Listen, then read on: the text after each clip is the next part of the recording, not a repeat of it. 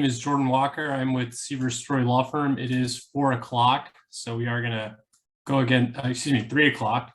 We're going to go ahead and get started. Again, disregard the name on the panelists on the Zoom. My name is Jordan Walker, not Tony Story. Tony's another attorney at this firm. He will not be participating. But I will just go ahead and get started, and please bear with me. I'm going to share my screen. And I want to make sure we can see. Okay. So if you can't see, please let me know. You should be able to see a PowerPoint presentation. We're gonna go through real quick. Again, my name is Jordan Walker. I'm with Seaver Story Law Firm. Today we're going to be talking about the Heartland Greenway pipeline, carbon capture pipeline. And with that said, we'll just go ahead and get started. Again, just real quick about our firm, what we're doing, so you know who I am, who you're listening to speak.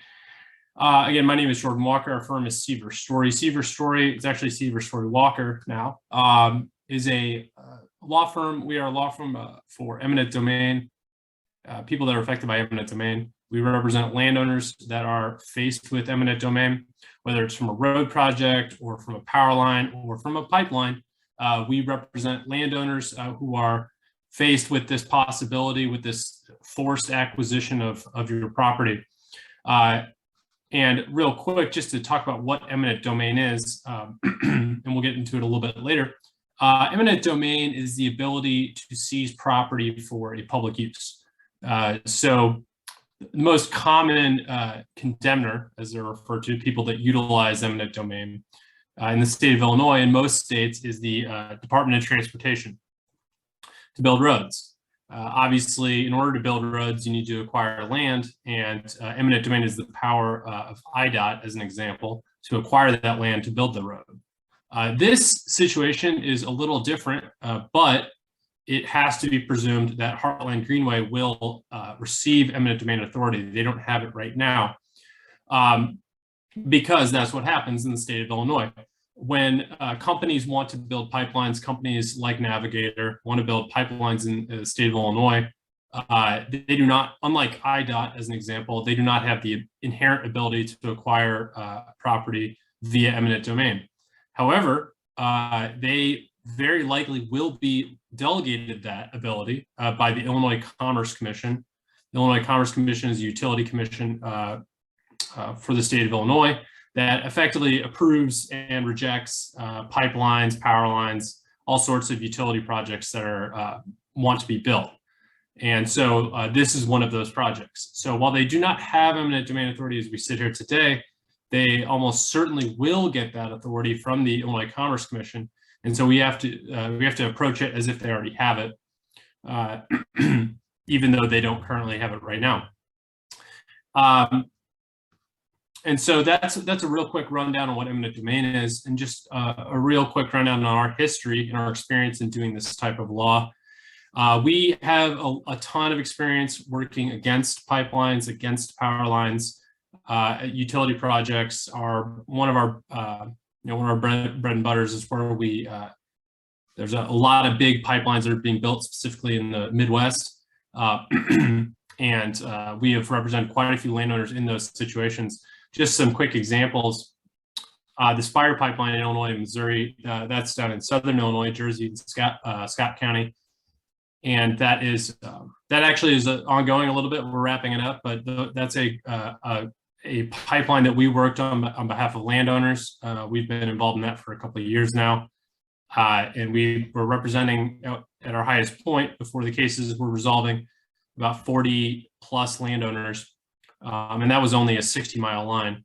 And then another example of our experience would be the Dakota Access Pipeline a couple of years ago. This is more similar to that from a geographic perspective. Dakota Access obviously was up into Iowa, and then it came down into Illinois. We represented several landowners on that as well, landowner group as we term them. And we were successful in getting all of our clients better deals than where they started on both of those projects, and really all of these projects. For example, These are just some other pipelines we've worked at that are around the country. Cheyenne Connector, that was in Colorado, Rover, Ohio, and other states. And that Rover is in Illinois as well. Atlantic Coast, Penn East. You can read, these are all pipelines that we have worked on, worked with landowners against the pipeline. And so we have a lot of experience working against these utility companies, against these pipelines. We know what they do, we know how they operate, and we also know the law. So we are able to therefore walk landowners through the process from beginning to end, where we come into play, what to look for, and you know, we've experienced a lot and we've gone through a lot. So what I'm here today to do is to relay that experience and those things we've seen. Just real quick about the Heartland Greenway. There's a map there that we put up on the presentation. It is a carbon capture pipeline. It is starting, I believe, in either Minnesota or South Dakota, and it's coming down through Iowa and then eventually ending in Illinois. They're down near Springfield, a little bit to the east of it. It is a 1,300-mile line. It is very long, big pipeline, big project. In Illinois, there are 240 of those miles. It is a carbon capture pipeline, and these are new pipelines, new types of pipelines, wherein the goal of the pipeline is to move liquid CO2 that has been originally captured from the atmosphere and eventually sequestering that CO2 into gas storage caverns that exist around the country. In this instance, they would store the gas down in the central Illinois, and these caverns are very deep underground, just for way of knowing what's going on. So it is a relatively new type of pipeline, but the process and the procedure, they're the same. The facts, the same situations are going to arise on this pipeline just as they were if it were a natural gas pipeline or an oil pipeline or what have you. So the fact that it's a new type of pipeline doesn't really change much in the way of how these companies operate. And I did touch on, excuse me, rather the ICC process of it, and that's what I was talking about, where they would seek eminent domain authority. Navigator has said, Navigator is the company that is responsible for this pipeline. They anticipate beginning their ICC process beginning this year, here shortly, I would imagine. And that is the filing wherein they will seek the eminent domain authority that I touched on earlier. Right-of-way, which ROW is what we call it, right-of-way easements, acquiring land, all these are the same thing. According to Navigator, they are going to begin this year, if they haven't already, in certain areas of Illinois. I believe they've done some work in Iowa, quite a bit of work in Iowa already. And I would anticipate that if they haven't already, they will start doing their land acquisition in Illinois here shortly. So I would expect if you're a landowner, and again, we don't work for Navigator, we don't know what their schedule is, we just know what's being publicly released and what we hear from landowners. But you know, it's very possible that you're going to hear from a right-of-way agent this year who's going to come to you and seek your property, look for, try to get an easement on your property for this pipeline. And that's why we're having this webinar, so that you are prepared when that happens. The in-service date for this pipeline is 2024 to 2025. We'll see. A lot of these projects have ambitious timelines. In-service dates get pushed back all the time. For this purpose, we'll just assume that's when it's going to be in service, but that can obviously change. The pipeline is set to be 5 feet deep and between 6 to 24 inches wide, depending on where you're located on the route. So with that being said, let's talk about what Heartland Greenway is going to want from you when they come in, or Navigator. In order to build this pipeline, they are obviously going to need to acquire quite a bit of land. And how they acquire that land is through a document called an easement. And easements are the standard title conveyances that allow pipelines to operate and to build them on people's lands. If you have one on your property, a pipeline right now, or a power line right now on your property, odds are high that those are tied to an easement that exists on your title. It could possibly be an old easement, but it is almost certainly an easement that is granting that company the right to be there on your property if you already have one. If you don't, if you drive down any highway in any rural area, you're going to see power lines. You're going to see power lines. You might see pipeline signs. Again, those were secured. Those were able to be built by the pipeline securing an easement from the landowner to build whatever it is. On this project, the easement is going to be 50 feet wide and between 50 to 75 feet wide for temporary workspace. So you'll have a 50-foot wide permanent easement, and that's exactly what it sounds like. It lasts forever. It'll be permanent. It'll last with the property. And it'll exist on the property until it's extinguished, and it only gets extinguished either by statute or by the pipeline forfeiting it, but rarely do they get extinguished. So it will be forever, the 50-foot portion. And then they will, again, seek a 50 to 75-foot temporary easement. And as you might imagine, that is temporary. It lasts generally for 2 years, but it all depends on what the easement says. And that, again, it is temporary. It is used for construction purposes, usually to hold dirt or construction equipment on the property. But it is relinquished to you. The land is relinquished to you after the temporary easement expires. So they will come through, and when I say that they're going to try to acquire your land, they are going to present you with an easement, and they are going to present you with a compensation offer. What this compensation offer is very likely to include, and I say very likely because we have not seen offers on this project yet, but these are based on our research and based on what is generally offered on these projects, is you will get an offer for your land. So if they need a 2-acre permanent easement, they will offer you 2 acres times whatever the price per acre they determine to be fair in the area of agricultural property or whatever type of property you have. They will offer 2 acres, or whatever they're taking, some amount of money for that. So let's say you got a piece of farm ground, it's worth 12, 13 an acre. It's good ground, and they find some comps in the area, and they'll offer you, that amount of money times 2 acres times between 50 to 90%. And then, so they'll offer the money for the land itself, the actual easement. They'll offer crop damages. They've already said they're going to do that. My understanding is it's going to be 3 years of crop damages, going from 100% the first year, 80% the second year, and 60% the third year.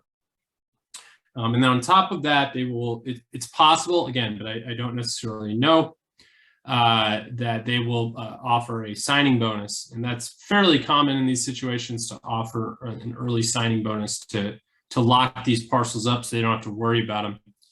I don't know if they're going to do that or not. It's up to them. They might consider the crop damage aspect a signing bonus. But in any event, those are the 3 things that we see fairly common in the offers made by these companies. And then if you see this slide right here, you can see a schedule according to the pipeline. And as you can see, right now, we're obviously, we're in May of 2022, and you can see that the projected ICC submittal date is the Q2 of 2022. So that is coming up. As a matter of fact, it's coming to a close here shortly. And then as you will note, on Q3 and Q4 of 2022, route adjustments from landowners and stakeholder feedback, right-of-way easement acquisition. So there you go. That's according to their schedule, that they should be acquiring easements here at the end of this year. We'll see if that actually happens. And then as you follow the schedule, you can see that eventually they want to start construction in the first half of 2024 and then finish it in 2024 and 2025. So that's kind of a full discussion about the pipeline as we know it. Let's talk about what to look for in these situations.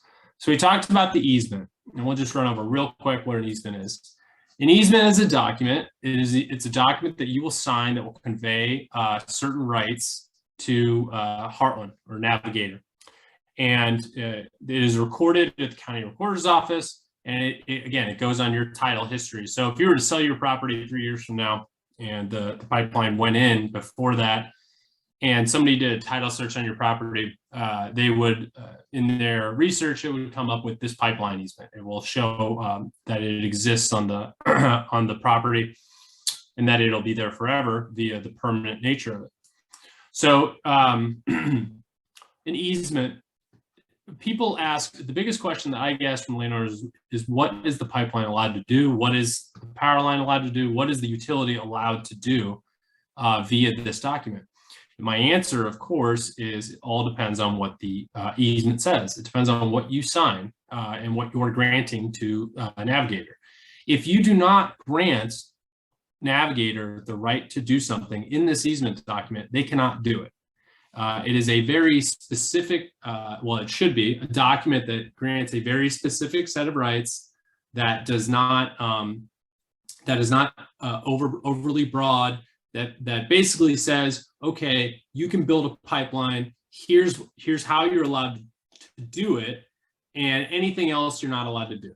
And that would be a good easement. That is almost certainly not what is going to be presented to you when the right-of-way company comes in and starts making offers. Important, and we'll get into that, but important aspects of an easement would say what the pipeline can do, what the pipeline can't do, and what the pipeline must do, where the pipeline can do those things, and then when and how long they can do it. So really, all three of those would explain, a good easement would define what they're allowed to do, where they're allowed to do it, and how long they're allowed to do whatever they would like. And as long as those terms are defined, you should be okay, and defined well, I might add. You should be okay, but they have to be set forth in the easement. If they are not set forth in the easement, then you run the risk of the pipeline being able to do much more than what you potentially bargained for.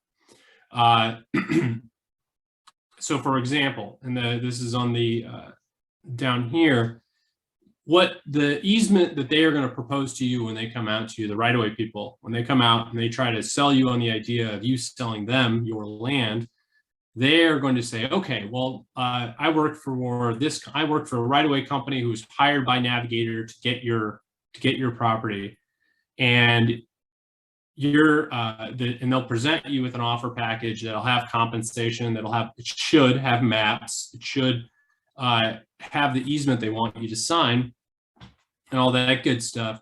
But in that document, that first version of the easement they send you, I am almost certain that they are going to try to sneak stuff in there that they do not say is in there. For example, these are some of the more common issues we see with easements that are presented to us. We see multiple pipelines, meaning the easement doesn't say that you can build one pipeline. It doesn't say that you can build two. It says that they can build as many as they like. Fiber optic, it says that they can run fiber optic cable through the easement and then lease that fiber optic cable out to cable companies and then get money off your easement without your permission, without you actually getting any of the cut. Sometimes they like to sneak in the ability to build power lines next to it. Oftentimes when a pipeline is built or a transmission line is built, it starts the beginning of a transmission corridor, meaning they'll run a utility next to it, another utility next to it, another utility next to it. Now, there's nothing stopping your property turning into a utility corridor, but at the very least, you must ensure that that easement doesn't already grant these utility companies the right to do it, because then they'll just come in and do it, and they're not going to pay you again. But if you have a well-crafted easement that says one pipeline right there, they can't come in and just put something next to it without your permission. They got to go through this entire process again, and most importantly, they'll have to pay you again. Another example, blanket easements. These aren't as common as they used to be, but I still see them to this day. A blanket easement is an easement that blankets the property, in that the easement covers the entirety of the property, and it applies to every corner, and it effectively allows them to do whatever they want, wherever they want on the property, all of it, and not just the 2-acre easement that they want.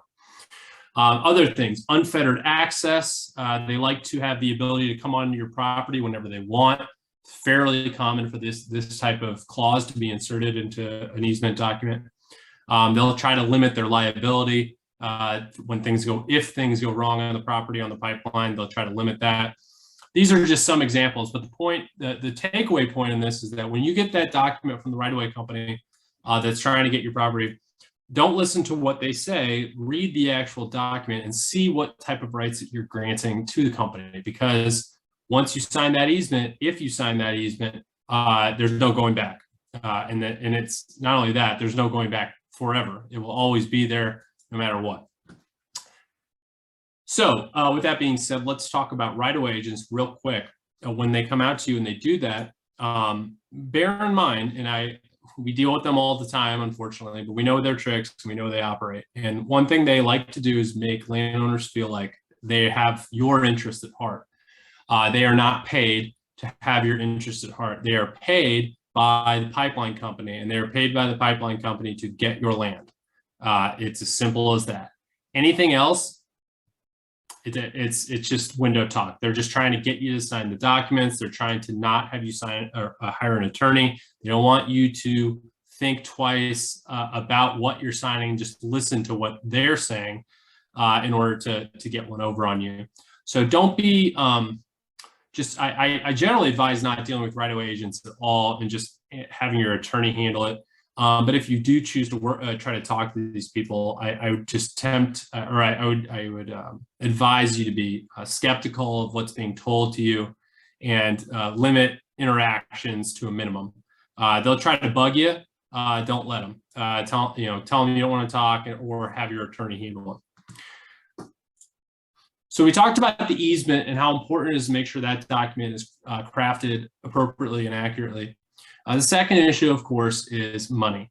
When they come in, like I said, we already touched on the offers they're going to make and the crop damages and that and what have you. But I do want to talk about what three aspects of the compensation package that should be included in an offer to the landowner for an easement. They should have compensation for lost crops, because rest assured, this pipeline is going to have an effect on your future crop growth and your future crop recovery within the easement. And oftentimes they are offering 3 years, it sounds like, at a decreasing amount over time. I would strongly advise not thinking that is going to be the extent of your crop loss and crop damage. I would advocate for a much lengthier time frame with as much future crop damage as you can recover. Because again, once you sign the document, it doesn't matter if 4 years from now your crops are not growing on the easement anymore, they're growing half as high as they used to, because you've already signed the paperwork that says the money is satisfactory. So if you're going to sign this paperwork, you need to make sure you get compensated for everything ahead of time, because going back and trying to get that money is going to be a very difficult endeavor. So make sure compensation for lost crops is included, compensation for the land taken. Of course, the land value needs to be appropriate. And on top of that, oftentimes, as I stated earlier, they offer a percentage of your land value from 50 to 90%. And the reason why they do that, as they rationalize, is that they are acquiring not a full, they're not acquiring the entirety of the property or the land. They're only acquiring the right to build the pipeline, and they'll say, well, you can still farm on it and you can still grow crops and you can still use it for the purposes that you were previously using for it. If it's recreational ground or wooded property, again, they'll make the claim that you can still use it. They'll still use it just as you could before. The reality is that, even if you can grow crops on it after, it's not what it was before. And it's important that you get paid for the entirety of that amount. And then finally, and this isn't, I guarantee you're not going to get this as part of your offer. If they do, that'll be surprising. But it's important that you get compensated for the impact this pipeline easement is going to have on the rest of your property. So if they're taking a 2-acre swath, you have a 50-acre tract, but it's going right through the middle of it, effectively dividing the parcel into 2 halves. There's an impact, in my view, on the remnant, on the other 48 acres that are not being acquired but are being nevertheless impacted financially. They're losing value. As the argument goes, people don't want to be next to pipelines, and as a consequence, they pay less money for tracks with them versus without them.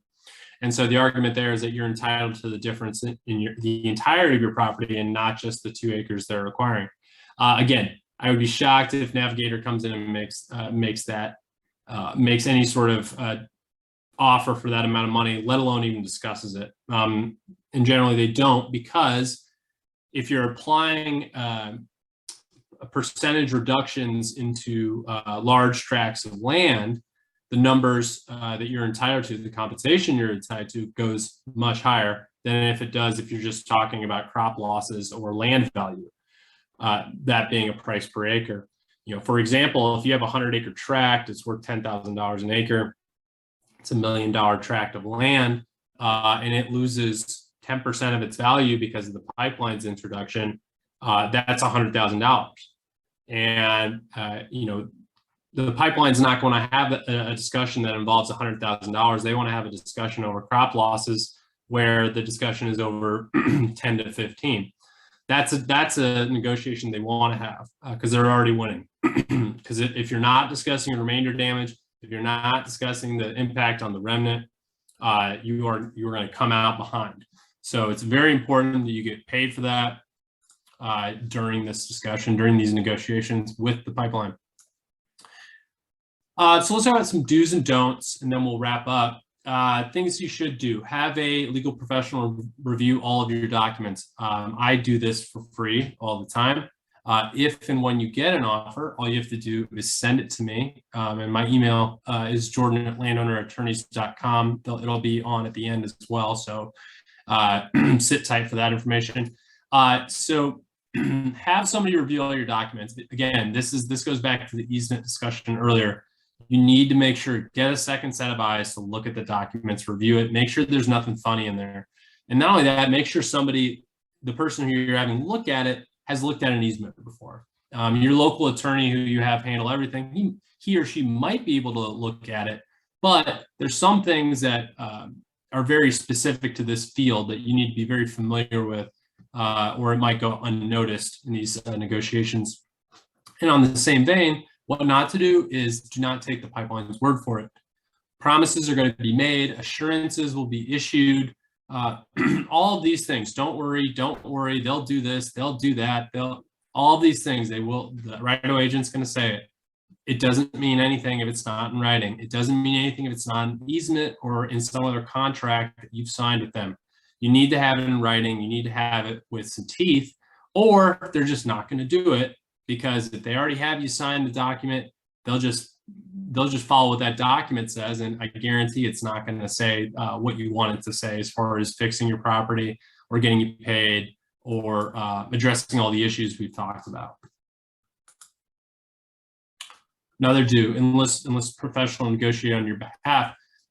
Again, that sounds self-serving, but at the end of the day, you need to make sure that whatever deal you're accepting is actually a good deal. And as it happens, we are situated where we have reviewed hundreds of offers. Me personally, I've represented hundreds of clients on pipeline issues. I've reviewed easements. I've seen these documents. I've seen what they've tried to pull before, and I've seen where the compensation usually shakes out. And so that way, I happen to know what a good deal is, and I happen to know what, if you're getting one, relative to not only landowners in Illinois, the landowners in Missouri or Iowa or Georgia or Indiana or Ohio who have gone through similar situations that are near identical situations to you, and we've negotiated their settlements. So we have a grasp for the market, we have a grasp for what you're generally entitled to, and we can utilize that knowledge in our negotiation. And what also not to do is do not be rushed into a quick decision. The right-of-way agents, when they start contacting you, are going to bug you. They are going to hound you. They're going to show up at your house. They're going to call you. They're going to email you somehow. They're going to try to get in touch with you as much as possible in order to get you to sign this paperwork, because that's their job. Their duty to Navigator is to get you to sign the paperwork. So they're going to do what they need to do so that they get paid. You know, every parcel they lock up, they get a bonus. So they know that. Now you know that. And so just bear that information in mind when if and when you're talking to these people, and just be cautious of what they want to do. But like I said, they will try to make you make a rush decision, because a rush decision for them is a good result. And then finally, do's and don'ts. The final do and don't. What to do: form a landowner group. There are, I believe, 2,000 different tracts of land involved in this project in Illinois, and the more tracts of land in a group, which we've talked about, I touched on groups a little bit before. What we generally do on these large projects is we form landowner groups that are several, hopefully dozens, hundreds of whatever, a large group of landowners represented by the same council. That is, the benefits of something like that are immeasurable. They allow that group to, it is the benefit of being a part of a large group, where the pipeline understands that, the bigger the group, the bigger the headache that group can cause for the pipeline. They can hold it up, they can pause it, they can gum everything up, they can make it much, much, much more expensive for the pipeline to be built if a landowner group is adequately represented and knows what the stakes are involved. And we know what the stakes are, and we understand the pressure points and how to utilize that to get the best result. So of course, we're not asking every landowner to form one, but if a landowner signs up with our firm and then brings their neighbor along, or brings their neighbor along, or brings their neighbor along, and so on and so forth, if we can build a large group of landowners, which we hope to do on this project, all that means is that you get the benefit of that size and the size of the group. It's not a class action, and we still represent the landowners individually. However, our motto is basically we represent the landowner individually, but there's a power of the group. So you get the power, but you still have the control over your individual case. What not to do: do not, now if you don't have an offer, there's not a lot to do. But when they do come in and give you that offer and start negotiating or wanting to negotiate, people are tempted a lot of these times to just let it sit and not deal with it. That is not a course of action I would recommend. It's something necessarily you don't need to act quickly, but you don't want to ignore it altogether, because that is a situation, that is a way to end up in a bad spot. You need to provide it with the right attention necessary, which might not be a lot, but or you could enlist an attorney who can do it, and then you don't have to worry about it at all. So I would just advise not to just ignore it off jump when you get the offer. Until that point, there's not a lot to do besides educate yourself on the pipeline and eminent domain generally. And with that being said, that is the end of the presentation. It says contact an attorney immediately. You do not need to contact an attorney immediately unless you have an offer. We're just going to put that in there. If you have an offer.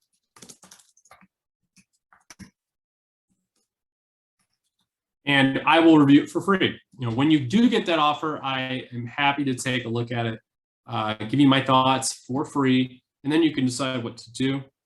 This is just what we do generally. Well, not generally, we do it all the time. And if landowners want to hire us, that's great. If not, that's also fine as well. You don't owe me anything. And in fact, you don't owe me anything even if you hire me, because our firm operates on a what is referred to as a contingency fee, where we only get paid if we get you more money than what is initially offered. We can get into that individually if you're interested in talking further.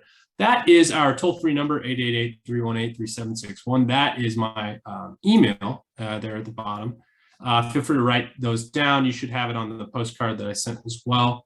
Again, my name is Jordan Walker. I am the only Illinois attorney in our firm, so if you work with us, you'll be working with me.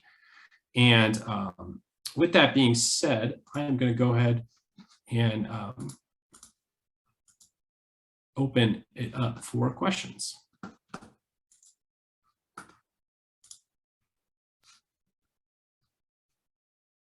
Okay, there are no questions.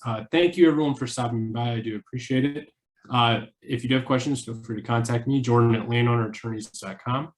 And with that being said, good luck, and hopefully we hear from you.